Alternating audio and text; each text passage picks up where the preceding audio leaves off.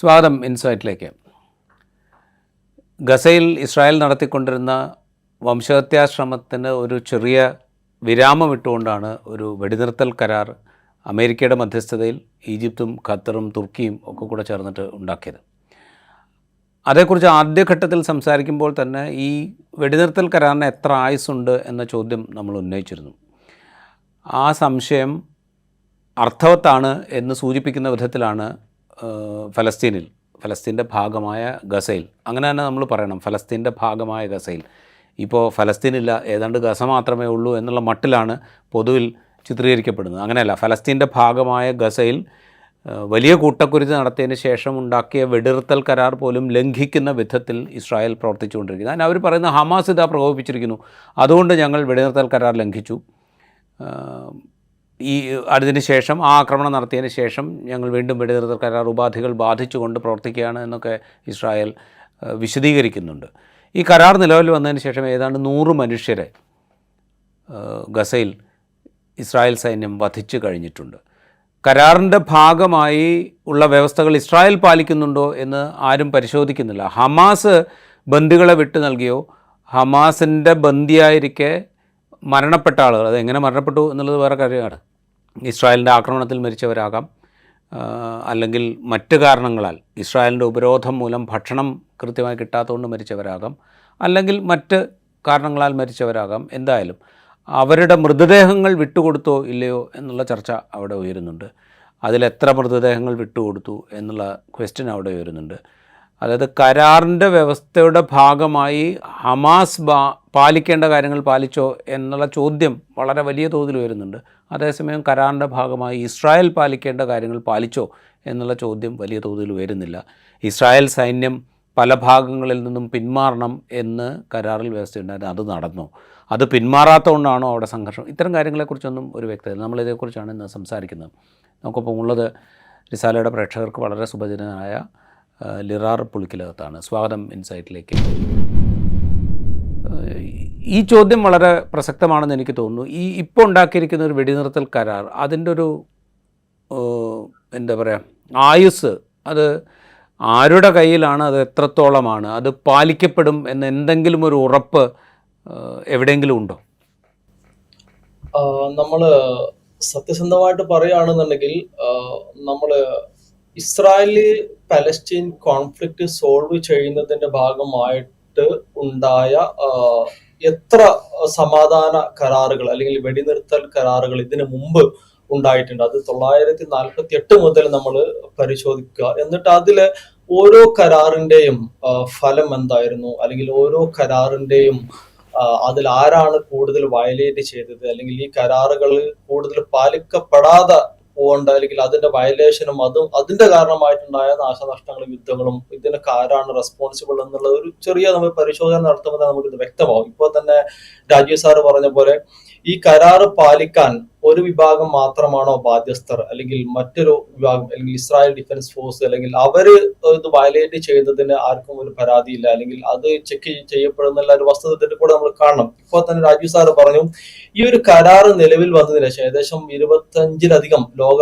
രാഷ്ട്രീയ നേതാക്കൾ, അത് ട്രംപും അല്ലെങ്കിൽ ഇതിപ്പോ ഖത്തർ അമീറും തുർക്കി പ്രസിഡന്റ് അടക്കമുള്ള ഒരുപാട്, ഈജിപ്ഷ്യൻ പ്രസിഡന്റ് അടക്കമുള്ള ആളുകൾ സാന്നിധ്യത്തിൽ ഒപ്പുവെച്ച ഈ ഒരു സമാധാന ഉടമ്പടി 20-ലധികം കാര്യങ്ങൾ പറഞ്ഞുകൊണ്ടുള്ള ഒരു ഇതാണ്. കരാറിലെ ഒരുപാട് ഇൻജസ്റ്റിസ് കാര്യങ്ങൾ അവിടെ ഉണ്ട്, അത് പോട്ടെ. പക്ഷെ എന്നാലും താൽക്കാലികമായിട്ടെങ്കിലും ഇസ്രായേലും അതേപോലെ ഹമാസ് നേതാക്കളും അംഗീകരിച്ച ഈ ഒരു ഉടമ്പടി, താൽക്കാലിക അല്ലെങ്കിൽ ഒരു വെടിനിർത്തൽ കരാറ്, ഇത് ഹമാസ് ലംഘിച്ചു എന്ന് പറഞ്ഞുകൊണ്ടാണ് ഇസ്രായേൽ പലതവണ അറ്റാക്ക് നടക്കുന്നത്. ആ അറ്റാക്കിന്റെ ഭാഗമായിട്ട്, അതായത് ഈ ഒരു ഉടമ്പടി വന്നതിന് ശേഷം, ഒപ്പുവെച്ചതിന് ശേഷം ഏകദേശം 100ഓളം ആളുകൾ ഇപ്പോൾ തന്നെ കൊല്ലപ്പെട്ടു കഴിഞ്ഞു പലസ്തീനിൽ. അത് പലസ്തീനിൽ വ്യത്യസ്ത ഭാഗങ്ങൾ, എനിക്ക് തോന്നുന്നു കൂടുതലായിട്ട് നാശനഷ്ടങ്ങൾ വന്നത് റഫ ബോർഡർ ഭാഗത്തും അതേപോലെ ഖാൻ യൂനിസ് ഭാഗങ്ങൾ, ഈവൻ ജബലിയ റെഫ്യൂജി ക്യാമ്പ് ആ പരിസരത്തടക്കം ഒരുപാട് ആളുകൾ കൊല്ലപ്പെടുന്ന ഒരു സിറ്റുവേഷൻ ഉണ്ടായി.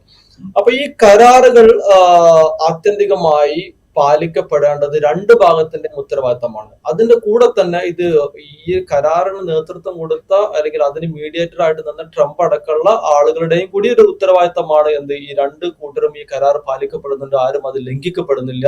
അങ്ങനെ ലംഘിക്കപ്പെടുകയാണെങ്കിൽ അതിന്റെ ഒരു പ്രത്യാഘാതം എത്രത്തോളം ഉണ്ടായിരിക്കുമെന്നുള്ളത് നമുക്ക് ഓരോരുത്തർക്കും പറയാം. കാരണം 2 വർഷം കൊണ്ട് തന്നെ ഏകദേശം 70,000-ത്തിലധികം ആളുകൾ കൊല്ലപ്പെട്ട് കഴിഞ്ഞു. ഏകദേശം ഗാസ സ്ട്രിപ്പ് മുഴുവനായിട്ട് നമുക്ക് വേണമെങ്കിൽ 90% അത് നശിപ്പിച്ചു കഴിഞ്ഞു, അല്ലെങ്കിൽ ഏതാണ്ട് എല്ലാ കെട്ടിടങ്ങളും തകർക്കപ്പെട്ട് കഴിഞ്ഞു. ആ ഒരു ലോകത്ത് അതിലേക്ക് അങ്ങനെ തകർക്കപ്പെട്ട കെട്ടിടത്തിലേക്കും അല്ലെങ്കിൽ അഭയാർത്ഥി ക്യാമ്പുകളിലേക്കൊക്കെ തിരിച്ചു വന്ന ആളുകൾക്ക് നേരെയാണ് വീണ്ടും ഹമാസ് അത് വയലേറ്റ് ചെയ്തു എന്ന് പറഞ്ഞുകൊണ്ട് ഇസ്രായേൽ അറ്റാക്ക് ചെയ്യപ്പെടുന്നത്. ഹമാസ് ഈ ഒരു കരാറിന്റെ ഭാഗമായിട്ട് പാലിക്കപ്പെടേണ്ട ഏറ്റവും ഇമ്പോർട്ടന്റ് ആയിട്ടുള്ള കാര്യങ്ങൾ ഓൾറെഡി ചെയ്തു കഴിഞ്ഞു. അതായത് ഇസ്രായേലി ബാക്കി വന്ന് ബന്ദികളെ വിട്ടുകൊടുക്കൽ കഴിഞ്ഞു. അതിന്റെ കൂടെ തന്നെ ഈ ബന്ദികളാക്കപ്പെട്ട ആളുകളുടെ കൊല്ലപ്പെട്ട അല്ലെങ്കിൽ മൃതദേഹങ്ങളും അതും തിരിച്ചു കൊടുത്തു. ഏകദേശം മുഴുവൻ എന്ന് ഞാൻ അവകാശപ്പെടുന്നത്, പക്ഷെ ഏകദേശം ഹമാസിന്റെ ഒരു വാദപ്രകാരം അവർ പറയുന്നത് കുറെ ഡെഡ് ബോഡീസ് അവർക്ക് നഷ്ടപ്പെട്ടിട്ടുണ്ട്, അല്ലെങ്കിൽ അത് തിരിച്ചെടുക്കാൻ അവർക്ക് സാവകാശം വേണം, അല്ലെങ്കിൽ തകർന്ന കെട്ടിടങ്ങൾക്കുള്ളിലാണ് എന്നാണ് അവർ പറയുന്നത്. അത് ശരിയായിക്കോട്ടെ തെറ്റായിക്കോട്ടെ, എന്തായാലും ഞാൻ മനസ്സിലാക്കിയെടുത്തോളം ഈ ഒരു കരാറിന്റെ ഏറ്റവും കാതലായിട്ടുള്ള ഒരു ഭാഗം ബന്ദി കൈമാറ്റം, അതേപോലെ ഇസ്രായേലിലുള്ള പലസ്തീൻ പ്രിസണേഴ്സിന്റെ കൈമാറ്റം, അത് രണ്ടു കൂട്ടരും ഏകദേശം ഞാൻ മനസ്സിലാക്കുന്നത് പാലിക്കപ്പെട്ട് കഴിഞ്ഞിട്ടുണ്ടെന്ന് വിശ്വസിക്കുന്നു. പക്ഷെ അതിന്റെ ഇടയിൽ എന്തുകൊണ്ടാണ് വീണ്ടും ഈ ഒരു വെടിനിർത്തൽ കരാർ ലംഘിക്കപ്പെട്ട്, ഇത് ആരുടെ താല്പര്യമാണ് ഇത് ലംഘിക്കുക എന്നുള്ളത്, അല്ലെങ്കിൽ അങ്ങനെ ലംഘിക്കാൻ ഒരു അവസരം കാത്തിരുന്നപ്പോൾ വീണ്ടും വീണ്ടും അറ്റാക്ക് ചെയ്യപ്പെടുന്നു. ഇവിടെ നമ്മൾ കാണേണ്ടത് ഈ ഒരു കരാറിൽ തന്നെ ഒരുപാട് ഇൻജസ്റ്റിസ് നമുക്ക് കാണാൻ പറ്റും. കാരണം ഹമാസിനെ റെപ്രസെന്റ് ചെയ്തുകൊണ്ടോ പലസ്തീനിയൻസിനെ റെപ്രസെന്റ് ചെയ്തുകൊണ്ടോ ആരും ഈ കരാറിന്റെ തുടക്കത്തിൽ ഉണ്ടായിരുന്നില്ല. ഇത് നമ്മൾ കൃത്യമായിട്ടല്ല, ലോകം തന്നെ കണ്ട പോലെ തന്നെ നെതന്യാഹുവും ട്രംപും കൂടി ആലോചിച്ച് അവർക്ക് വേണ്ട ക്ലോസുകളെല്ലാം കൂട്ടിച്ചേർത്ത് 20 ഇന ഒരു അജണ്ട, അത് പലസ്തീനിയൻസും അല്ലെ ഹമാസും ട്രംപ് ഒരു സമാധാന കരാർ മുന്നോട്ട് വെക്കുന്നു എന്ന് പറയുന്നത് അതിന്റെ വ്യവസ്ഥകൾ അവർ തീരുമാനിക്കുന്നു, ഇതാണ് വ്യവസ്ഥകൾ എന്ന് പറയുന്നു, നിങ്ങൾ ഇത് അംഗീകരിച്ചാൽ നമുക്കൊരു ട്രൂസിലേക്ക് പോകാം എന്ന് പറയുന്നു. വളരെ ഏകപക്ഷീയമായിട്ടാണ് അത് നടന്നത്. ട്രംപ് തീരുമാനിച്ചു. അതിൽ ആകെ ഒരു അഭിപ്രായം, ഏതെങ്കിലും ഒരു അഭിപ്രായം ഇൻകോർപ്പറേറ്റ് ചെയ്തിട്ടുണ്ടെങ്കിൽ അത് നെതന്യാഹുവിന്റെ അഭിപ്രായം മാത്രമാണ്. അല്ലാതെ വേറെ ലോകം തന്നെ ഇതിലേറ്റവും ഇരകളാക്കപ്പെട്ട ആളുകളുടെ ആവശ്യമോ അല്ലെങ്കിൽ അവരെ റെപ്രസെന്റ് ചെയ്ത ആരെങ്കിലും ഈ ഒരു കരാറിൽ എന്തെങ്കിലും ഒരു ക്ലോസ് ആഡ് ചെയ്യാനോ അവരുടെ ഒരു അഭിപ്രായം ഇതിൽ മാനിക്കാനോ, ഈ ഒരു ഇൻജസ്റ്റിസ് തന്നെയാണ് ആക്ച്വലി ഈ ഒരു പലസ്തീൻ കോസിന്റെ ഇഷ്യൂവിന്റെ ഏറ്റവും ക്രക്സ് തന്നെ. നമ്മളിപ്പം 947 UN പാർട്ടീഷൻ പ്ലാനിലടക്കം ഇത് വളരെ റിഫ്ലക്ട് ചെയ്യുന്നുണ്ട്. അല്ലെങ്കിൽ 917 അതിന് 30 വർഷം മുമ്പ് 917 ബാൽഫർ ഡിക്ലറേഷനിലൊക്കെ ഇത് തന്നെയാണ് പ്രശ്നം. അതായത് ഇത് ആരുടെ ഭൂമിയാണോ, ആരാണ് അവിടെ ജീവിച്ച ഇൻഡിജിനസ് ആയിട്ടുള്ള നാറ്റീവ് പോപ്പുലേഷൻ, അവരുടെ അഭിപ്രായത്തിന് ഒരു വില അന്നും ഇന്നും ലോകം കൊടുത്തിട്ടില്ല. അതിന്റെ റിസൾട്ട് ആണ് ആക്ച്വലി ഇത് കാണുന്നത്. 917 ബാൽഫർ ഡിക്ലറേഷൻ നമ്മൾ നോക്കി കാണാം. ബ്രിട്ടൻ അധികാരമില്ലാത്ത ഒരു സ്ഥലത്തെ ആ ഒരു സ്ഥലം അവിടുത്തുകാരല്ലാത്ത വേറൊരു ജനതയ്ക്ക് അവിടെ താമസിക്കുന്ന ആളുകളുടെ സമ്മതമോ അഭിപ്രായമോ താല്പര്യമോ കൂടാതെ വേറൊരു ആളുകൾക്ക് എഴുതി കൊടുക്കുന്നു, അല്ലെങ്കിൽ അവർക്ക് പ്രോമിസ് ചെയ്യുന്നു. 947 സംഭവിച്ച എന്താണ്? അവിടുത്തെ ജനങ്ങളുടെ അഭിപ്രായം അല്ലെങ്കിൽ അവരെ റെപ്രസെന്റ് ചെയ്ത ആളില്ലാത്ത ഒരു കോണ്ടെക്സ്റ്റിലാണ് അത് പാർട്ടീഷൻ പ്ലാൻ നടക്കുന്നത്. അല്ലെങ്കിൽ അവരുടെ ഭൂമി വീണ്ടും ഡിവൈഡ് ചെയ്യപ്പെടുന്നു, അല്ലെങ്കിൽ അതിനെ കൂട്ടുനിൽക്കുന്നു UN അടക്കമുള്ള അന്താരാഷ്ട്ര സംഘടനകൾ. ഇപ്പോൾ സംഭവിച്ചതും അതിന്റെ വേറൊരു വേർഷനായിട്ട് ഞാൻ കാണുന്നത്, അതായത് ഈ പീസ് പ്രോസസ്സിൽ ഹമാസിനെയോ അല്ലെങ്കിൽ ഗാസ സിറ്റിയിലെ പലസ്തീനിയൻസിനെ ആരെയും റെപ്രസെന്റ് ചെയ്യാതെ ഒരു കരാർ അവർ ഇവരുടെ മേൽ അടിച്ചേൽപ്പിക്കുന്നു. എന്തായാലും ഹമാസും പലസ്തീനിയൻസും ഈ ബാക്കി മധ്യസ്ഥ രാഷ്ട്രങ്ങളും ഈജിപ്തും ഖത്തറും തുർക്കി അടക്കമുള്ള രാഷ്ട്രങ്ങളെല്ലാം സമ്മതിച്ച് അവസാനം അവര് ഒപ്പുവെക്കുന്നു സമാധാന ഉടമ്പടിയിൽ. കാരണം ലോകത്തിന് ആവശ്യം ഈ ഒരു കണ്ണീര് കാണാതെ, ഈ ഒരു ഗാസയിലെ ദുരിതങ്ങൾ കാണാൻ വയ്യാത്തൊരവസ്ഥയിലാണ് ഇത്രയും, അല്ലെങ്കിൽ അന്താരാഷ്ട്ര സമ്മർദ്ദമൊക്കെ കൂടിയൊരു കോണ്ടെക്സ്റ്റിലാണ് ഈവൻ അമേരിക്കയും ഇസ്രായേൽ അടക്കം ഇങ്ങനെ ഒരു സമാധാന ഉടമ്പടിയിലേക്ക് അവരുടേതായ രീതിയിൽ അത് കൂട്ടിച്ചേർക്കലുകളും അല്ലെങ്കിൽ അജണ്ടകളൊക്കെ തിരികെ കയറ്റിയിട്ടുണ്ടെങ്കിൽ കൂടി നമുക്ക് കാണാൻ പറ്റും അറ്റ്ലീസ്റ്റ് ഒരു പീസ് പ്രോസസ്സിലേക്ക്, ഒരു സീസ് ഫയറിലേക്ക് കാര്യങ്ങൾ എത്തിച്ചു എന്നുള്ളത് നമുക്ക് ആശ്വസിക്കാമായിരുന്നു. പക്ഷെ ഇപ്പോ അതിന്റെ ഒരു പോക്ക് ഏത് തലത്തിലേക്കാണ് ഇത് എത്തുക, എത്ര ദിവസത്തേക്ക് ഈ സീസ് ഫയർ രണ്ട് വിഭാഗവും അംഗീകരിച്ച് അല്ലെങ്കിൽ ആ ഒരു സമാധാനത്തിലേക്ക് ഇത് പോകുമ്പോൾ നമുക്ക് ഒരിക്കലും പ്രതീക്ഷിക്കാൻ കഴിയാത്തൊരവസ്ഥയിലേക്കാണ് കാര്യങ്ങൾ എത്തിയിരിക്കുന്നത്. കാരണം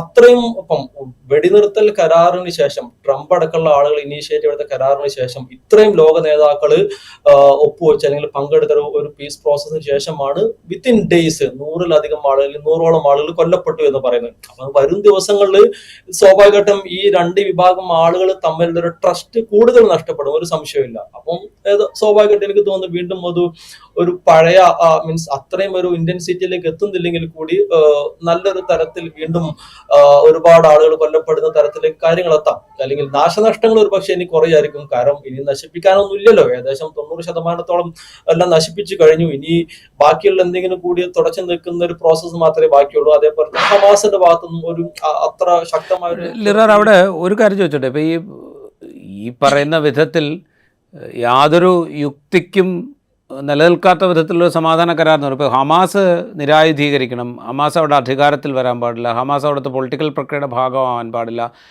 ഹമാസിൻ്റെ ആളുകൾ തന്നെ പുറത്തേക്ക് പോവുകയാണെങ്കിൽ പൊക്കോട്ടെ, വേറെ ആരെങ്കിലും സ്വീകരിക്കാനുണ്ടെങ്കിൽ സ്വീകരിച്ചോട്ടെ എന്നൊക്കെ വ്യവസ്ഥ ചെയ്യുന്ന ആളുകൾ ഈ ഇസ്രായേൽ സൈന്യം അധിനിവേശം നടത്തിയ സ്ഥലത്ത് നിന്ന് പൂർണ്ണമായും പിന്മാറണം എന്നുള്ളൊരു വ്യവസ്ഥ അതിൽ വെച്ചിട്ടില്ല.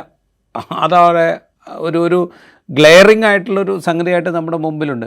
ഇതൊക്കെ അംഗീകരിച്ചുകൊണ്ട് ഒരു ട്രൂസിന് പോകുന്ന ജനങ്ങൾ, അതിപ്പോൾ ഹമാസിൻ്റെ ഭാഗമല്ലാത്തവരാണെങ്കിൽ കൂടി അവിടെ ഇസ്രായേൽ സൈന്യം നിലനിൽക്കുമ്പോൾ സ്വാഭാവികമായിട്ട് അവർക്കുണ്ടാകുന്നൊരു രോഷമുണ്ടല്ലോ. ഈ 90% വരുന്ന അവിടുത്തെ ഇൻഫ്രാസ്ട്രക്ചർ മുഴുവൻ നശിപ്പിച്ച 10,000-75,000 ആളുകളെ കൊന്ന, അതിൽ തന്നെ 10,000-20,000 കുഞ്ഞുങ്ങളെ കൊന്ന സൈനികരോട് അവർക്കുണ്ടാകുന്നൊരു രോഷമുണ്ടല്ലോ. അത് ചിലപ്പോൾ പ്രകടിപ്പിക്കപ്പെട്ടേക്കാം. അത് പ്രകടിപ്പിച്ചാൽ അത് ഉടനെ സീസ് ഫയർ ലംഘനമാണ് എന്ന് പറയുകയും ആക്രമണം ഇതിനുള്ളൊരു അവസരം അവിടെ ഇട്ടുകൊണ്ടാണ് ഈ വെടിനിർത്തൽ കരാർ ഉണ്ടാക്കിയിരിക്കുന്നത്.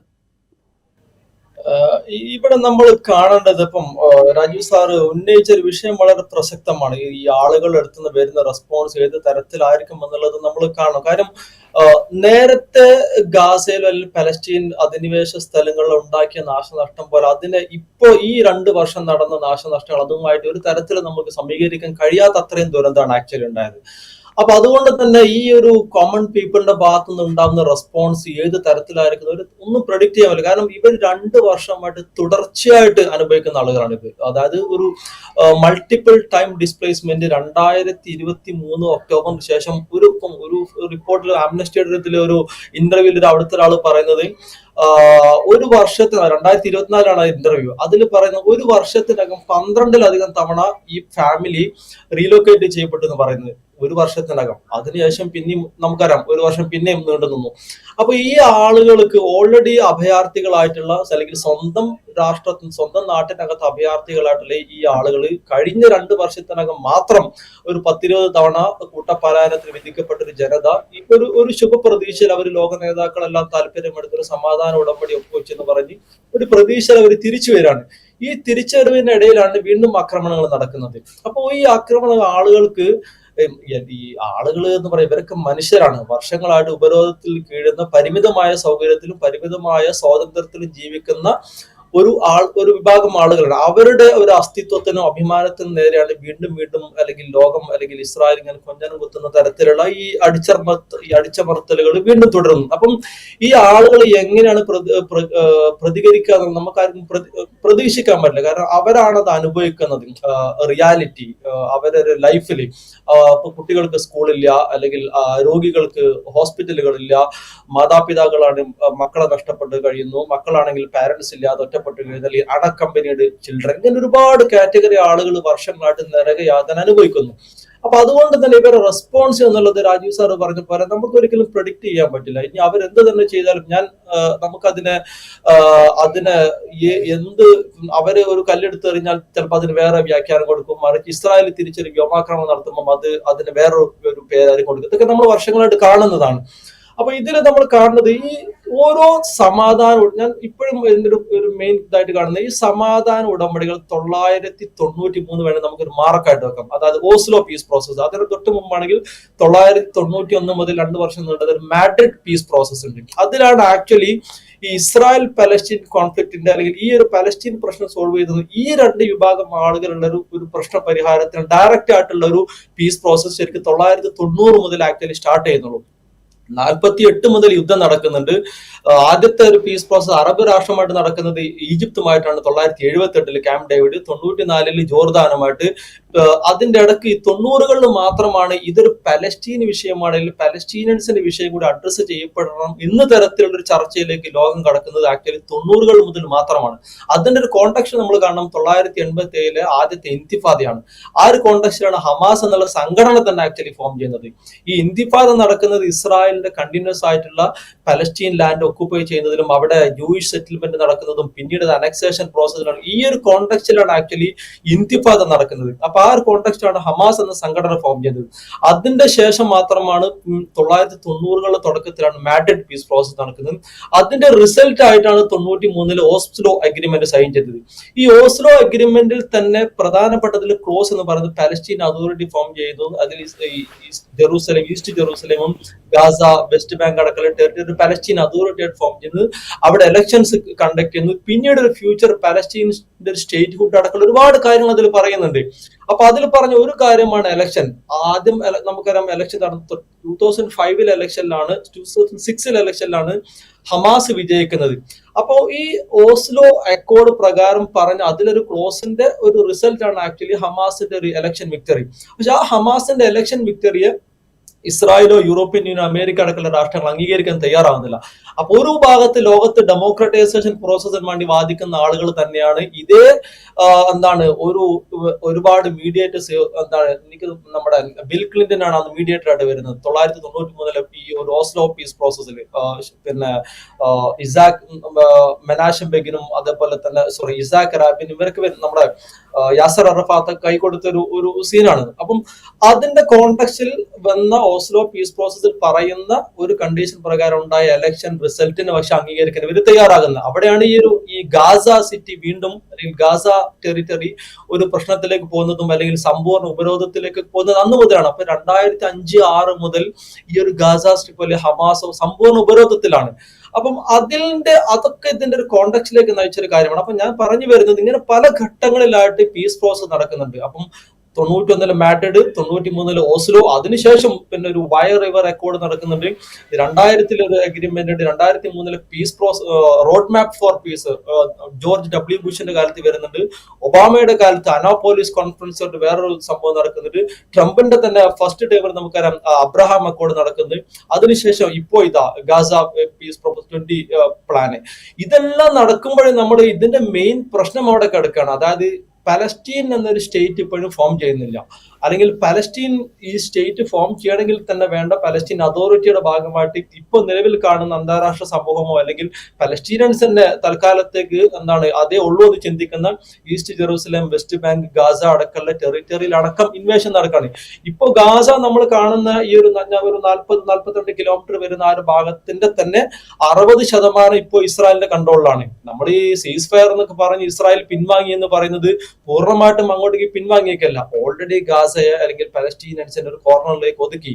ആ കോർണറിനകത്ത് തന്നെ വീണ്ടും ഒരു സർക്കിൾ ആയിട്ട് മാത്രം ഈ പലസ്തീനിയൻസ് ചുരുക്കപ്പെട്ടാണ്. അപ്പൊ അവര് ഇപ്പൊ നിലവിൽ നേരത്തെ ഈ 23 ലക്ഷം ആളുകൾ കഴിഞ്ഞിരുന്ന ഒരു ഭാഗം ഉണ്ടല്ലോ, ഞാൻ പറയുന്നത് 43 കിലോമീറ്ററോളം വരുന്ന ഭാഗം, അത് വീണ്ടും ചുരുങ്ങിയിട്ട് അതിന്റെ പകുതിയിലധികം സ്ഥലം ഇപ്പോൾ ഇസ്രായേലിന്റെ കൺട്രോളിലാണ്. അപ്പൊ ഈ പറഞ്ഞ ആളുകൾ ഈ പറഞ്ഞ സ്ഥലത്ത് കൺജസ്റ്റഡ്, ഓൾറെഡി ഓപ്പൺ പ്രിസൺ എന്ന് ഇന്റർനാഷണൽ കമ്മ്യൂണിറ്റിയും പോളിസി അനലിസ്റ്റുകളൊക്കെ വിലയിരുത്തിയ ഒരു സ്ഥലത്താണ് അത് വീണ്ടും ചുരുങ്ങി. അപ്പൊ നമ്മൾ ഷ്രിങ്കിങ് പലസ്തീൻ എന്നുള്ള മാപ്പിന് നോക്കുമ്പോൾ വീണ്ടും അത് ചുരുങ്ങിയ ഒരു കോർണറിലേക്ക് എത്തിപ്പെടുന്ന ഒരു സിറ്റുവേഷൻ ആണ്. അപ്പം ആ ഒരു കോണ്ടക്സ്റ്റിൽ ഈ ഒരു പീസ് പ്രോസസ് വയലേറ്റ് ചെയ്യുന്ന ഒരു കോണ്ടക്സ്റ്റിൽ ഇനി അവരുടെ ഒരു പ്രതികരണം എങ്ങനെ ആയിരിക്കും നമുക്കൊന്ന് പ്രഡിക്ട് ചെയ്യാൻ പറ്റില്ല. കാരണം അവരാണ് ഇത് നേരിട്ട് അനുഭവിക്കുന്ന ഈ ഒരു നരകയാതന അനുഭവിക്കുന്ന ജനങ്ങൾ.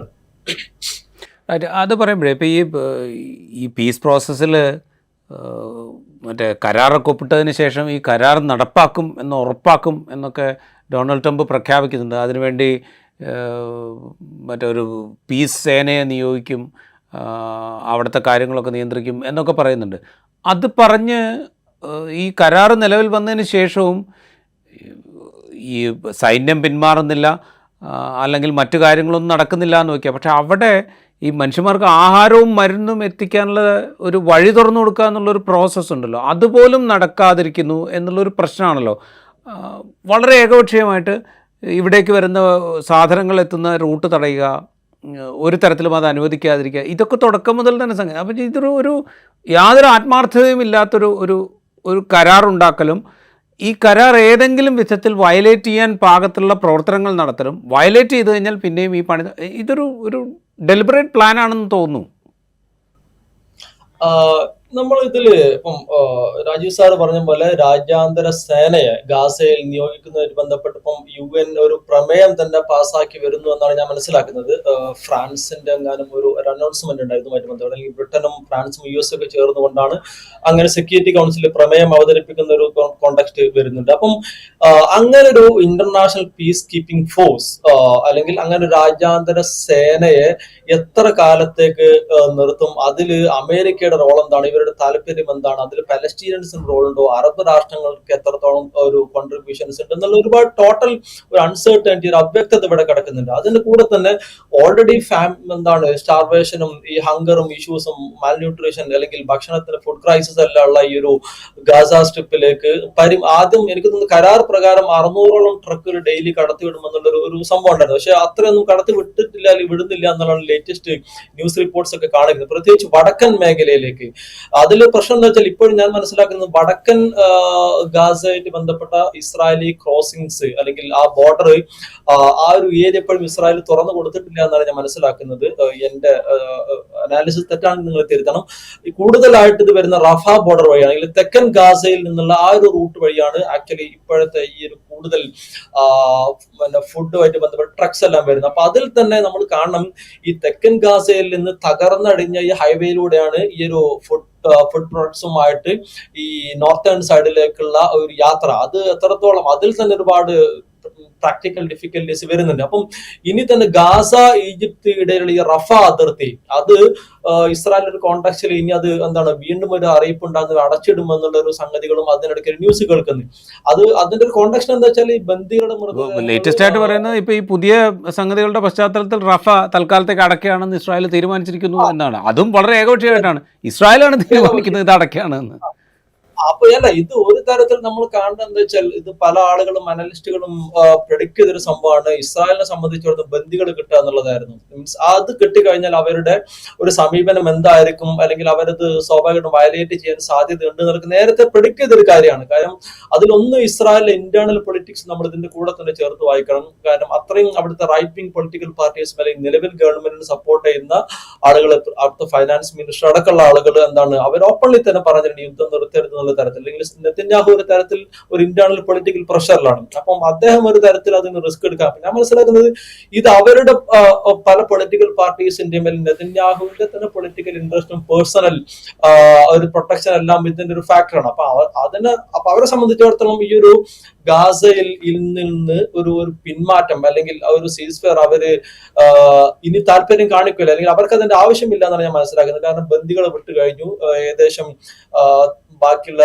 ഡെഡ് ബോഡീസും അവർക്ക് കിട്ടിക്കഴിഞ്ഞു. അപ്പൊ ഇനി അവരെ സംബന്ധിച്ചിടത്തോളം ഇനിയിപ്പോ അവർ ബാക്ക് ഫൂട്ടിലല്ല, അല്ലെങ്കിൽ അവർക്ക് ഇനി പ്രത്യേകിച്ച് ഒരു ബ്ലാക്ക് മെയിലോ അല്ലെങ്കിൽ അങ്ങനെ ഒന്നും അവർക്ക് ബാധിക്കുന്നില്ല. ഇത്രയും ബന്ദികൾ ഉണ്ടായിട്ട് പോലും നമുക്ക് കണ്ടതാണ് 2 വർഷത്തോളം തുടർച്ചയായിട്ട് അവിടെ ഏതാണ്ട് എല്ലാ ബോംബുകളും അവിടെ പരീക്ഷിച്ചു കഴിഞ്ഞു. ഇത്രയും ആളുകളെ അല്ലെങ്കിൽ കൂട്ടക്കുരുതി നടത്തി, അല്ലെങ്കിൽ ഭക്ഷണങ്ങളൊക്കെ, ഇതൊക്കെ ബന്ദികൾ ഉണ്ടായിട്ട് പോലും എന്താണ് ഇവർ ഇസ്രായേൽ ഇതെല്ലാം ചെയ്തു കഴിഞ്ഞിട്ടുണ്ട്. അപ്പൊ ബന്ദികൾ ഇല്ലാത്തൊരു കോണ്ടാക്സിൽ ഇസ്രായേലിനെ സംബന്ധിച്ചിടത്തോളം ഇനിയൊന്നും ഭയപ്പെടാനില്ല. അത് മാത്രമല്ല ഹമാസ് എന്നുള്ള സംഘടന ഏറ്റവും അതിന്റെ ഒരു വീക്കസ്റ്റ് ആയിട്ടുള്ള ഒരു പൊസിഷനിലാണ് നിൽക്കുന്നത്.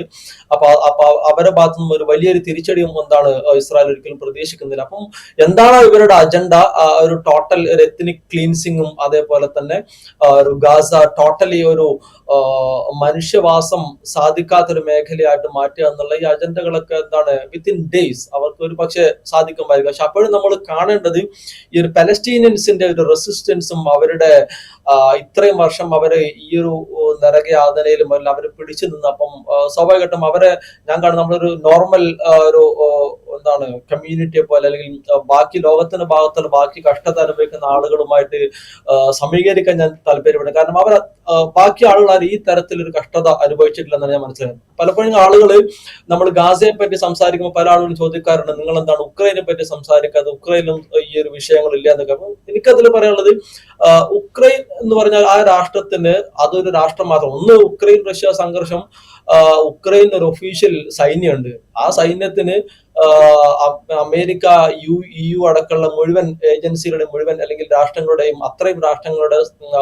മിലിറ്ററി, എക്കണോമിക്, ഡിപ്ലോമാറ്റിക്, പൊളിറ്റിക്കൽ എല്ലാ അവിടെ സംസാരിക്കുമ്പോൾ ഏറ്റവും ബേസിക് ആയിട്ടുള്ള പ്രശ്നം ഉക്രൈൻ എന്നുള്ളൊരു രാജ്യം അവിടെ ഉണ്ട്. ഒരു രാജ്യമുണ്ട്, അവിടെ ഒരു ഭരണകൂടമുണ്ട്, അവർക്ക് സൈന്യമുണ്ട്, മറ്റ് സംവിധാനങ്ങളുണ്ട്, അവരെ പിന്തുണയ്ക്കാൻ മറ്റ് രാഷ്ട്രങ്ങളുണ്ട്. ഞങ്ങൾ വേണമെങ്കിൽ നാറ്റോയിൽ ചേരാം എന്ന അവരുടെ ഓഫറുണ്ട്. ഇങ്ങനെ പല കാര്യങ്ങളുണ്ട് അവിടെ. അല്ലാതെ ഫലസ്തീൻ എന്ന് പറയുന്ന ഒരു രാജ്യം ഇതുവരെ ഇല്ലല്ലോ. രാജ്യമില്ല, ഒന്ന് അങ്ങോട്ടും ഇനി ഒളിച്ചു ഓടാനോ അല്ലെങ്കിൽ അങ്ങ് പോകാനോ ഒരു സ്ഥലമില്ല. ഉള്ള സ്ഥലത്ത് തന്നെ അങ്ങോട്ടും ഇങ്ങോട്ടും അവർ ഓടിക്കളിക്കുന്നു. അത് തന്നെ ഇനിയിപ്പം നമ്മള് എങ്ങോട്ടാണ് ഓടിപ്പോകേണ്ടത് എന്നുള്ളൊരു ചോദ്യം ബാക്കിയുണ്ടല്ലോ. അതിനും കൂടി ഈ പറഞ്ഞ ആട്ടിപ്പായിക്കുന്ന ആളുകൾ ഉത്തരം കൊടുക്കണ്ടേ, എങ്ങോട്ടാണ് ഓടേണ്ടത്? ഗാസയിൽ നിന്ന് വെസ്റ്റ് ബാങ്കിലേക്കോ അതോ വെസ്റ്റ് ബാങ്കിൽ നിന്ന് ഗാസയിലേക്കോ? ഇനി അതിന്റെ അകത്തുള്ള സ്ഥലത്ത് തന്നെ അങ്ങോട്ടും ഇങ്ങോട്ടും ഓടും. ഓരോ ദിവസവും സെറ്റിൽമെന്റുകൾ, ഇപ്പൊ കൂടുതൽ സെറ്റിൽമെന്റ് പോളിസി അല്ലെങ്കിൽ ഈ പ്രത്യേകിച്ച് വെസ്റ്റ് ബാങ്കിലൊക്കെ എനിക്ക് തോന്നുന്നത് കൂടിയിട്ടുണ്ട്. നമ്മളാരും വെസ്റ്റ് ബാങ്കിനെ പറ്റി ചർച്ച ചെയ്യുന്നില്ല, ഇപ്പോഴും ഗാസയെ പറ്റി മാത്രമേ ചർച്ച ചെയ്യുന്നുള്ളൂ.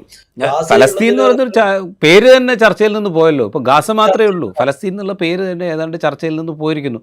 ഗസ മാത്രമേ ഉള്ളൂ എന്നുള്ള അവസ്ഥയിലേക്കാണ് ഇപ്പോൾ കാര്യങ്ങൾ എത്തി നിൽക്കുന്നത്. ഏതാണ്ട് അവരുടെ ഒരു സ്ട്രാറ്റജി വർക്കൗട്ട് ചെയ്യുന്നു മനസ്സിലാക്കണം. കാരണം ഫലസ്തീൻ എന്നുള്ളൊരു ഡിസ്കഷൻ തന്നെ ഇല്ലാതാക്കുന്നു. കാര്യം എന്താ വെച്ചാല് ഞാൻ ഓർക്കുന്നു, ഞാൻ ഈ വിഷയവുമായിട്ട് ബന്ധപ്പെട്ട് ആധികാരികമായിട്ട് വായിച്ചു തുടങ്ങുന്ന ഒരു കോൺടാക്സില് എനിക്ക് തോന്നുന്നു അതിന്റെ ഏകദേശം വർക്കുകളൊക്കെ ടൈറ്റിൽ അറബ് ഇസ്രായേലി കോൺഫ്ലിക്ട് എന്നാണ്. പിന്നീട് കുറെ കഴിയുമ്പോൾ നമ്മൾ പലസ്തീൻ ക്വസ്റ്റ്യനും അല്ലെങ്കിൽ ഇസ്രായേൽ പലസ്തീൻ വാർ അല്ലെങ്കിൽ കോൺഫ്ലിക്ട് എന്ന തരത്തിലേക്ക് ടൈറ്റിലുകൾ മാറുന്നു. ഇപ്പോൾ അത് വീണ്ടും ചുരുങ്ങി ഇസ്രായേൽ ഗാസ അല്ലെങ്കിൽ ഇസ്രായേൽ ഹമാസ്, ഒരു കോൺടാക്സിൽ ഇസ്രായേൽ PLO ഇപ്പൊ അത് ഇസ്രായേൽ ഹമാസ് ആവുന്നു അല്ലെങ്കിൽ ഇസ്രായേൽ ഗാസ ആവുന്നു. ഇനി ഒരു പക്ഷെ ഞാൻ എന്റെ ഒരു പ്രൊഡിക്ഷൻ പറഞ്ഞു, അടുത്ത ഒരു എപ്പിസോഡിൽ നമ്മൾ ഇസ്രായേൽ നോർത്തേൺ ഗാസ എന്നോ ഇസ്രായേൽ സദേൺ ഗാസ എന്നോ അല്ലെങ്കിൽ ഇസ്രായേൽ റഫ എന്നോ ഇസ്രായേൽ ഖാൻ യൂണിസ് നിരത്തിലേക്ക് വീണ്ടും അത് ചുരുങ്ങും. അപ്പൊ നമ്മൾ പിന്നീട് ചർച്ച ചെയ്യാൻ നമുക്ക് പ്രത്യേകിച്ചൊന്നും ബാക്കിയുണ്ടാവില്ല. കാരണം ഓരോരോ ശരിക്കും ഷ്രിങ്കിങ് പലസ്തീൻ എന്നുള്ള ഒരു ടെറിട്ടറി, ആ സങ്കല്പം വീണ്ടും ചുരുങ്ങി അത് പലസ്തീനായിട്ട് മാറി. പിന്നെ ഗാസ വേറെ, വെസ്റ്റ് ബാങ്ക് വേറെ. അല്ലെങ്കിൽ എനിക്ക് തോന്നുന്നത് സദേൺ ഗാസ എന്നോ നോർത്തേൺ ഗാസ എന്നോ ഖാൻ യൂണിസ് എന്നോ ഒന്നും ഉണ്ടാവില്ല. ചിലപ്പോൾ ഇസ്രായേൽ ഹമാസ് കോൺഫ്ലിക്റ്റ് എന്ന് മാറ്റുകയും, ഹമാസ് എന്ന് പറയുന്നത് ഏതാണ്ട് അവിടുത്തെ ഒരു കൂട്ടം മനുഷ്യരുടെ മാത്രം ഒരു സംഘടന, അവരും ഇസ്രായേലും തമ്മിലുള്ളൊരു കോൺഫ്ലിക്റ്റ് എന്നുള്ള നിലയിലേക്ക് മാത്രമായിട്ട് ഇത് ചുരുക്കും എന്നാണ് എനിക്ക് തോന്നുന്നത്. ആ നറേറ്റീവിനെ ഒരുപക്ഷെ ഈ പറയുന്ന ആഗോള സമൂഹം എന്ന് നമ്മൾ വിചാരിക്കുന്ന ആളുകളും ഈ മീഡിയാസും ഒക്കെ ആ രീതിയിൽ അതിനെ കൊണ്ടുവരികയും നമ്മളും അത് വിഴുങ്ങുകയും ചെയ്യുന്നൊരവസ്ഥ എത്തും എന്നാണ് എനിക്ക് തോന്നുന്നത്. രാജീവ് സാർ, ഇപ്പൊ നമ്മൾ തന്നെ ചർച്ച അറിയാതെ പലസ്തീൻ എന്നുള്ളത് ടൈറ്റിൽ പോകുന്നു, അറിയാതെ നമ്മൾ ഗാസയിലെ കരച്ചിൽ, ഗാസയിലെ കൂട്ടക്കുരുതി, ഗാസയിലെ ഇൻജസ്റ്റിസ്, ഇസ്രായേൽ ഗാസ, ഈ തരത്തിൽ നമ്മൾ അറിയാതെ തന്നെ നമ്മളെ ടൈറ്റിലുകൾ ഫ്രെയിം ചെയ്യപ്പെടുകയാണ്. അപ്പൊ ഇത് ഫ്രെയിം ചെയ്യുമ്പോൾ സ്വാഭാവികമായിട്ട് ഞാൻ പറഞ്ഞില്ലേ, അറബ് ഇസ്രായേൽ എന്നുള്ളത് മാറി ഇസ്രായേൽ പലസ്തീൻ എന്നുള്ളത് മാറുന്നു, ഇസ്രായേൽ PLO എന്നുള്ളത് മാറുന്നു, ഇസ്രായേൽ ഹമാസ് ആയി മാറുന്നു. അങ്ങനെ ചുരുങ്ങി ഇതൊരു നാച്ചുറൽ പ്രോസസ്, ഒരു നോർമൽ ഇതിലേക്ക് കാര്യങ്ങൾ പോവാണ്. അപ്പം സ്വാഭാവികമായിട്ട് ഇനി അടുത്ത നമ്മൾ ചർച്ചകളും കൂടും. അപ്പോഴൊക്കെ നമ്മൾ പഴയ ഈ UN പ്രമേയങ്ങളോ അല്ലെങ്കിൽ ഇതൊന്നും നമ്മൾ ചർച്ച ചെയ്യപ്പെടുന്നില്ല. അല്ലെങ്കിൽ ഇതിന്റെ റൂട്ട് കോസ് എന്താണ് ഇപ്പോഴത്തിൽ ഞാൻ വിശ്വസിക്കുന്നത്, ഇതിന്റെ റൂട്ട് കോസ് ഇപ്പോഴും നമ്മൾ അഡ്രസ് ചെയ്യപ്പെടുന്നില്ല. അതിലൊന്ന് കണ്ടിന്യൂസ് ആയിട്ടുള്ള ഇസ്രായേലി ഒക്കുപ്പേഷനും സെറ്റിൽമെന്റും അനക്സേഷനും, അടുത്തത് പലസ്തീനിയൻ റെഫ്യൂജീസിന്റെ ഈ ഒരു ക്രൈസിസുമായിട്ട് ബന്ധപ്പെട്ട് പെർമനന്റ് ആയിട്ടുള്ള സൊല്യൂഷൻ, പിന്നെ ജെറൂസലേമിന്റെ സ്റ്റാറ്റസുമായിട്ടുള്ള പ്രശ്നങ്ങൾ, പിന്നെ പ്രിസണേഴ്സിന്റെ കൈമാറി, ഇങ്ങനെ ഒരുപാട് കാതലായിട്ടുള്ള വിഷയങ്ങളുണ്ട്. എനിക്ക് തോന്നുന്നു UN തന്നെ ഒരുപാട് തവണ ഇതേപ്പറ്റി പരാമർശിച്ചിട്ടുണ്ട്. 1967 യുദ്ധത്തിന്റെ ശേഷം തന്നെ ഞാൻ പറഞ്ഞിട്ടുണ്ട് ഒരു റെസൊല്യൂഷൻ 242, അതിൽ പറയുന്നുണ്ട് ഒക്കുപ്പൈഡ് പലസ്തീൻ ടെറിട്ടറീസ് നിന്ന് ഇസ്രായേൽ പിൻവാങ്ങണമെന്ന് പറയുന്നുണ്ട്. പലസ്തീനിയൻ റെഫ്യൂജീസിന് തിരിച്ചു വരാനുള്ള ഒരു ഇത് കൊടുക്കണം. അത് നേരത്തെ റെസൊല്യൂഷൻ 194 ആണെന്ന് തോന്നുന്നു, അതിൽ ഓൾറെഡി പറഞ്ഞൊരു കാര്യമാണ്. അത് വീണ്ടും പറഞ്ഞു, അഭയാർത്ഥികൾക്ക് തിരിച്ചു വരാനുള്ള അല്ലെങ്കിൽ അവർക്ക് they have the right to return to their motherland എന്ന് UN തന്നെ പറഞ്ഞിട്ടുണ്ട്. ഇതേ റെസൊല്യൂഷൻ തന്നെ നടപ്പിലാക്കണം എന്ന് പറഞ്ഞിട്ട് 6 വർഷം കണ്ട് 1973 റെസൊല്യൂഷൻ നമ്പർ 338 വീണ്ടും ഇസ്രായേൽ UN പറയുന്നുണ്ട്. അതിൽ പറയുന്നത് immediate implementation of the resolution 242. പിന്നെ ICJ പല കോൺടാക്സിൽ പറയുന്നുണ്ട് ഇത് ഒക്കുപ്പേഷൻ ആണ്, എത്നിക് ക്ലീൻസിംഗ് ആണ്, അല്ലെങ്കിൽ ഇസ്രായേൽ ഒക്കുപ്പൈഡ് ടെറിട്ടറി പിൻവാങ്ങണം. ഇങ്ങനെ ഒരുപാട് ഇന്റർനാഷണൽ ഏജൻസീസ്, UN അടക്കമുള്ള ഏജൻസികളൊക്കെ കണ്ടിന്യൂസ് ആയിട്ട് പറഞ്ഞിട്ടും എന്താണ്, ഈ ഒക്കുപ്പേഷനും സെറ്റിൽമെന്റും ഇസ്രായേലിന്റെ ഇത് തുടരുന്നിടത്തോളം കാലം ഇതിനൊരു പെർമനന്റ് സൊല്യൂഷൻ വരുന്നില്ല. അപ്പൊ അതുകൊണ്ട് തന്നെ ഇത് എന്താണ്, അന്താരാഷ്ട്ര സമൂഹം പ്രത്യേകിച്ച് US അടക്കമുള്ള രാഷ്ട്രങ്ങള് ആത്മാർത്ഥമായിട്ട് ഇതിനെ സമീപിച്ചെങ്കിൽ മാത്രമേ ഇതിന്റെ ഒരു പെർമനന്റ് സൊല്യൂഷൻ വരുന്നുള്ളൂ. അല്ലാത്തടത്തോളം കാലം നമ്മൾ വരും വർഷങ്ങളും ഇതിങ്ങനെ ചർച്ച ചെയ്തുകൊണ്ടേയിരിക്കും. പക്ഷെ പലസ്തീൻ എന്നുള്ളത് ചിലപ്പോൾ നമ്മൾ അറിയാതെ വിഴുങ്ങിപ്പോവും, ഗാസയും ചിലപ്പോൾ വിഴുങ്ങിപ്പോവും. ഇനി ഖാൻ യൂനിസോ അല്ലെങ്കിൽ വേറെ ഏതെങ്കിലും ചെറിയ പോക്കറ്റുകളെ പറ്റിയിട്ടായിരിക്കും ചിലപ്പോൾ നമ്മൾ സംസാരിക്കുക. കാരണം അപ്പോഴേക്കും ബാക്കി മേഖലകൾ കൂടി ഇസ്രായേൽ വിഴുങ്ങി കഴിഞ്ഞിട്ടുണ്ടായിരിക്കും. അത്രയേ ഉള്ളൂ. ഞാൻ അവസാനം ഒരു കാര്യം കൂടി ചോദിച്ചിട്ട്, ഇപ്പോൾ നേരത്തെ സംസാരിച്ചതിൽ നിന്ന് ഈ ജനതയുടെ ഒരു സ്വാഭാവികമായ പ്രതിഷേധം, പ്രതിരോധം, അവരുടെ ഒരു രോഷം, ഇതിൻ്റെയൊക്കെ പ്രകടനം അവിടെ ഇസ്രായേൽ സൈന്യം തുടരുന്നിടത്തോളം കാലം ഉണ്ടാവുകയും അതിനെ ഉപയോഗപ്പെടുത്തിക്കൊണ്ട് വെടിനിർത്തൽ കരാർ ലംഘിക്കപ്പെട്ടു എന്ന് പറഞ്ഞുകൊണ്ട് തുടരാക്രമണങ്ങൾ നടത്താൻ, അവിടേക്ക് വരുന്ന സഹായങ്ങൾ തടയാൻ ഒക്കെ ഇസ്രായേൽ ഇനിയും ശ്രമിച്ചേക്കാം. ഇത് പറയുമ്പോൾ ഈ വെടിനിർത്തൽ കരാറിനെ കുറിച്ച് സംസാരിച്ച രാജ്യങ്ങളുണ്ടല്ലോ അവിടെ. അമേരിക്കയുണ്ട്, ഈജിപ്തുണ്ട്, തുർക്കിയുണ്ട്, ഖത്തറുണ്ട്. ഈ വെടിനിർത്തൽ കരാറിനെ അംഗീകരിച്ച മറ്റ് രാജ്യങ്ങളുണ്ട്, നേരിട്ടായിട്ട് അതിൽ ഇൻവോൾവ് അല്ലെങ്കിൽ പോലും അതിനെ അംഗീകരിച്ച മറ്റ് രാജ്യങ്ങളുണ്ട്. ഈ കുട്ടക്കുരുതി കണ്ടുകൊണ്ടിരിക്കുന്ന മനുഷ്യന്മാരുണ്ട്. ഞാൻ ചോദിക്കുന്നത്, ഇപ്പോൾ ട്രംപിനെ സംബന്ധിച്ച് ഈ വർഷത്തെ നോബൽ പീസ് പ്രൈസിൻ്റെ കാര്യങ്ങളൊക്കെ തീർന്നു. അതുകൊണ്ട് ഇനിയിപ്പോൾ അടുത്തൊരു 8-9 മാസം ഇസ്രായേൽ ആക്രമണം തുറന്നാലും കുഴപ്പമില്ല, അതിനുശേഷം അടുത്ത നോബൽ പ്രൈസ് ആകുമ്പോഴത്തേക്കും ഒരു ട്രൂസിനെ കുറിച്ച് ചിന്തിച്ചാൽ മതി എന്ന് ഒരു പക്ഷേ ഡൊണാൾഡ് ട്രംപിന് ചിന്തിക്കാം, അമേരിക്കയ്ക്കും ചിന്തിക്കാം. അമേരിക്ക ഇസ്രായേലിൻ്റെ സ്വന്തമാണ്, അല്ലെങ്കിൽ ഇസ്രായേൽ നടത്തുന്ന യുദ്ധം അമേരിക്കയ്ക്ക് വേണ്ടിയിട്ടാണ് എന്ന് നമുക്ക് കണക്കാക്കാം. പക്ഷെ മറ്റ് രാജ്യങ്ങളുണ്ടല്ലോ, ഇവരുടെ ഒരു ഇടപെടൽ ഇനിയും ഇങ്ങനെ തന്നെ തുടരും എന്ന് നമ്മൾ കരുതണോ? അതായത് ഈ മനുഷ്യരുടെ ദുരിതം ഇതേപോലെ തുടരും എന്ന് തന്നെ നമ്മൾ കരുതണോ? ഇതില് രാജീവ് സാറ് പറഞ്ഞതില് എനിക്ക് തോന്നുന്നു, ഞാൻ എന്റെ മറുപടി എനിക്ക് തോന്നുന്നു, നമ്മുടെ ഈ ഒരു സംഘർഷം തുടങ്ങിയതിനു ശേഷം നമുക്കറിയാം ഒരുപാട് പുതിയ രാഷ്ട്രങ്ങൾ പലസ്തീൻ എന്ന രാഷ്ട്രത്തെ അംഗീകരിച്ചു. ബ്രിട്ടനും ഫ്രാൻസും കാനഡ അടക്കമുള്ള ഈവൻ G7 ഒരുപാട് രാഷ്ട്രങ്ങൾ അംഗീകരിക്കുന്നു. അല്ലെങ്കിൽ UN സെക്യൂരിറ്റി കൗൺസിലിൽ 5-ൽ 4 അംഗങ്ങളും ഇപ്പൊ നിലവിൽ അംഗീകരിച്ചു കഴിഞ്ഞു, അമേരിക്ക ഒഴിച്ചു. അത് നമ്മൾ ഇതിന്റെ കൂടെ ഏറ്റവും പ്രധാനം UKയും ഫ്രാൻസും അംഗീകരിച്ചതാണ്. അംഗീകരിച്ചു. ഈ കോണ്ടക്സ്റ്റിൽ നമ്മൾ കാണേണ്ട ഒരു വസ്തുത ഉണ്ട്. ഇപ്പം ഞാൻ ഇറാന്റെ കാര്യം ഇതിലേക്ക് ജസ്റ്റ് ചർച്ചയിലേക്ക് വലിച്ചെടുക്കാൻ താല്പര്യപ്പെടും. കാരണം നമുക്കറിയാം ഇറാനുമായിട്ട് ബന്ധപ്പെട്ട് എത്ര ഉപരോധങ്ങൾ ലോകത്തിൽ ഏതൊക്കെ രാഷ്ട്രങ്ങൾ നിലവിലുണ്ട് നിങ്ങൾ നോക്കുക. അത് അമേരിക്കൻ രാഷ്ട്രങ്ങളും പിന്നെ യൂറോപ്യൻ യൂണിയനൊക്കെ പലതരത്തിലുള്ള ഉപരോധങ്ങൾ കൊണ്ടുവന്നിട്ടുണ്ട്. ഇപ്പൊ റഷ്യക്കെതിരെ കൊണ്ടുവന്നിട്ടുണ്ട്, നോർത്ത് കൊറിയക്കെതിരെ. എനിക്ക് ഒരുപക്ഷെ ഏറ്റവും കൂടുതലായിട്ട്, ഏറ്റവും സ്പീഡായിട്ട്, ഏറ്റവും സ്ട്രിക്റ്റ് ആയിട്ട് ഇതെല്ലാം ഇംപ്ലിമെന്റ് ചെയ്തും ഇമ്പോസ് ചെയ്തും ഒരുപക്ഷെ ഇറാനെതിരായിരിക്കും. ഓക്കെ, എന്താണ് കാരണം എന്ന് വെച്ചാൽ ഇറാൻ ന്യൂക്ലിയർ വെപ്പൺസ് ഉണ്ടാക്കിയിട്ടില്ല. ഉണ്ടാക്കാൻ എത്ര കാലമായി ഉപരോധം ഏർപ്പെടുത്തിയിട്ടെന്ന് തന്നെ ആർക്കും വലിയ ഓർമ്മയൊന്നും ഉണ്ടാവില്ല ഈ സമയത്ത്. ഇതേ സമയം സൗത്ത് ആഫ്രിക്ക അടക്കമുള്ള രാഷ്ട്രങ്ങളിൽ ഇന്റർനാഷണൽ കോർട്ട് ഓഫ് ജസ്റ്റിസിലൊക്കെ കൃത്യമായിട്ട് പരാതി കൊടുത്ത് ഇസ്രായേൽ നടത്തുന്നത് ഈ എത്നിക് ക്ലീൻസിംഗ് ആണ്, അല്ലെങ്കിൽ നെതന്യാഹു നടത്തുന്നത് യുദ്ധക്കുറ്റമാണ്, ജനീവ കരാറിന്റെ ലംഘനമാണ്, മനുഷ്യാവകാശ ലംഘനമാണ്, അവിടെ ഒരു ഫോഴ്സ്ഡ് ആയിട്ടുള്ള ഒരു എത്നിക് ക്ലീൻസിംഗ് ഇതെല്ലാം നടക്കുന്നുണ്ട്, ഫുഡ് ക്രൈസിസ് ഇതെല്ലാം പറഞ്ഞിട്ട് ഈ പറഞ്ഞ നമ്മൾ പ്രത്യക്ഷത്തിൽ കാണുന്ന പലസ്തീൻ അംഗീകരിച്ചു എന്ന് ലോകം പലതരത്തിൽ വിലയിരുത്തുന്ന ആഘോഷിക്കുന്ന ഈ രാഷ്ട്രങ്ങൾ, എത്ര രാഷ്ട്രങ്ങൾ ഇസ്രായേലിനെതിരെ ഒരു ഉപരോധം ഏർപ്പെടുത്തിയിട്ടുണ്ട്? നമ്മൾ അതും കൂടെ ഇതിന്റെ കൂടെ ചിന്തിക്കണ്ടേ, ഇത് എത്രത്തോളം ആത്മാർത്ഥത വരെയൊക്കെ കാണിക്കുന്നുണ്ട്.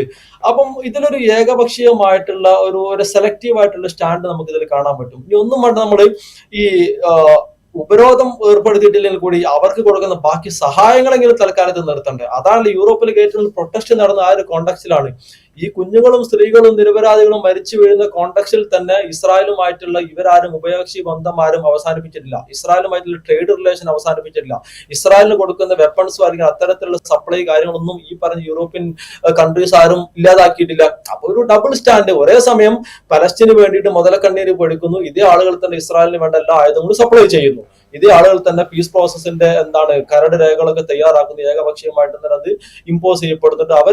അവർക്ക് തന്നെ അത് ലംഘിക്കാണ് തോന്നുന്ന സമയത്ത് ലംഘിച്ച് വീണ്ടും ഇത് നമ്മൾ വർഷങ്ങളായിട്ട് കാണുന്ന ഒരു പ്രോസസ്സാണ്.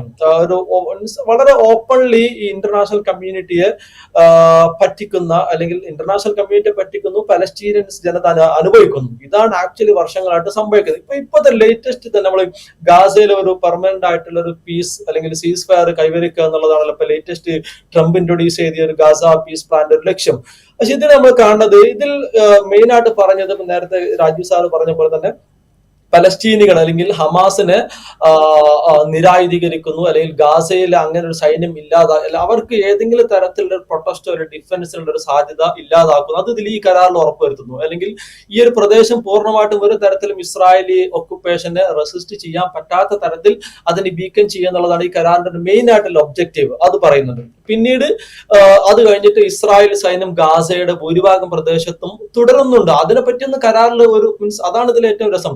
ഇപ്പോഴും നമ്മൾ ഇസ്രായേൽ പിൻവാങ്ങുന്നു എന്ന് പറയുന്നത് പൂർണ്ണമായിട്ടും ഗാസ സ്ട്രിപ്പിൽ നിന്ന് പിൻവാങ്ങില്ല, മറിച്ച് അതിന്റെ ഒരു ഏരിയയിൽ നിന്ന് അവർ പിൻവാങ്ങുന്നു, അത്രമാത്രമേ പറയുന്നുള്ളൂ. അതാണ് ഞാൻ പറഞ്ഞ നേരത്തെ ഏകദേശം 60% ഗാസയുടെ പല ഭാഗവും ഇപ്പോഴും ഇസ്രായേലിന്റെ കൺട്രോളാണ്.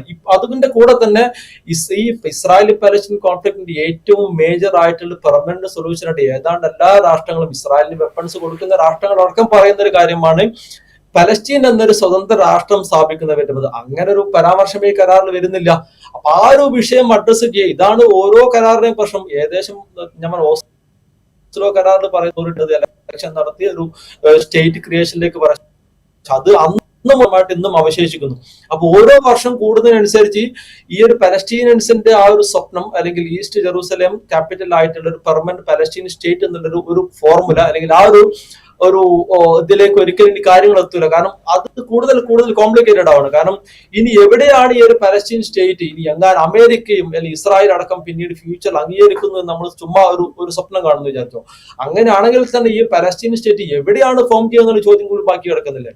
West ബാങ്കിലാണോ, ഗാസയിലാണോ, east ജെറൂസലേമിലാണോ? ഇതെല്ലാം കൂട്ടി യോജിപ്പിച്ചിട്ടാണോ? അങ്ങനെ അത് യോജിപ്പിക്കുക എന്നുള്ള പ്രോസസ്സ് പ്രാക്ടിക്കലി പോസിബിൾ ആണോ? അപ്പൊ കാരണം അത്രയും സെറ്റിൽമെന്റ് ആണ് കൂടുതൽ പ്രത്യേകിച്ച് വെസ്റ്റ് ബാങ്ക് ഏരിയയിലൊക്കെ. ഇനി ഒരു പക്ഷെ ഞാൻ പ്രെഡിക്ട് ചെയ്യുന്ന ഒരു പക്ഷെ വെസ്റ്റ് ബാങ്ക് ആയിരിക്കും കൂടുതൽ കലുഷിതമാവുക. കാരണം ഇസ്രായേലിനെ സംബന്ധിച്ചിടത്തോളം കൂടുതൽ ഏരിയ ഒക്കുപൈ ചെയ്യാൻ, അല്ലെങ്കിൽ വലിയൊരു ഏരിയ ഗാസയേക്കാൾ ഉള്ളത് വെസ്റ്റ് ബാങ്കിലാണ്. അപ്പൊ സ്വാഭാവികമായിട്ടും വെസ്റ്റ് ബാങ്കിലായിരിക്കും ഇനി അടുത്ത എപ്പിസോഡ് ഓഫ് വയലൻസും കാര്യങ്ങളൊക്കെ ഒരുപക്ഷെ കൂടുതൽ നടക്കാൻ സാധ്യത എന്ന് ഞാൻ പ്രെഡിക്റ്റ് ചെയ്യുകയാണ്. റൈറ്റ്. എന്തായാലും വംശഹത്യാശ്രമം തുടരാൻ ഇസ്രായേലിന് എല്ലാ സാധ്യതകളും തുറന്നിടുന്ന വിധത്തിലുള്ള ഒരു വെടിനിർത്തൽ കരാറാണ് അമേരിക്കൻ പ്രസിഡന്റ് ഡൊണാൾഡ് ട്രംപിൻ്റെ മധ്യസ്ഥതയിൽ ഒപ്പുവയ്ക്കപ്പെട്ടത് എന്ന വസ്തുത അവിടെയുണ്ട്.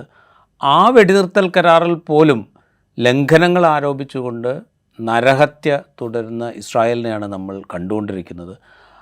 ആ ഇസ്രായേലിനെ ഒരു തരത്തിലും ഏതെങ്കിലും തരത്തിൽ വിഷമിപ്പിക്കുന്ന ഒരു തീരുമാനത്തിലേക്കും ആരും പോകില്ല എന്നുള്ള മട്ടിൽ നിസ്സഹായമായോ നിസ്സംഗമായോ നിൽക്കുന്ന അന്താരാഷ്ട്ര സമൂഹത്തെയും നമ്മൾ കണ്ടുകൊണ്ടിരിക്കുകയാണ്. എന്തായിരിക്കും ഫലസ്തീൻ ജനതയുടെ, ഗസ എന്നുള്ള വാക്കല്ല നമ്മൾ ഉപയോഗിക്കുന്നത്, ഫലസ്തീൻ ജനതയുടെ, ഫലസ്തീൻ എന്ന രാഷ്ട്രസങ്കല്പത്തിൻ്റെ ഭാവി എന്നുള്ളത് നമ്മൾ കാത്തിരുന്ന് തന്നെ കാണേണ്ടതാണ്. അതിന് പ്രയോജനമാകുന്ന വിധത്തിൽ, അല്ലെങ്കിൽ അതിനെ സഹായിക്കുന്ന വിധത്തിൽ അന്താരാഷ്ട്ര സമൂഹത്തിൽ നിന്ന് എന്തെങ്കിലും ഇടപെടൽ ഉണ്ടാകുമോ എന്നുള്ളതും നമ്മൾ കാത്തിരുന്ന് കാണേണ്ടതാണ്. വളരെയധികം നന്ദി ലിറാർ ഞങ്ങളോട് സംസാരിച്ചതിന്. ഇൻസൈറ്റിൻ്റെ എപ്പിസോഡ് ഇവിടെ പൂർത്തിയാവുന്നു. മറ്റു എപ്പിസോഡുമായി വീണ്ടും കാണാം.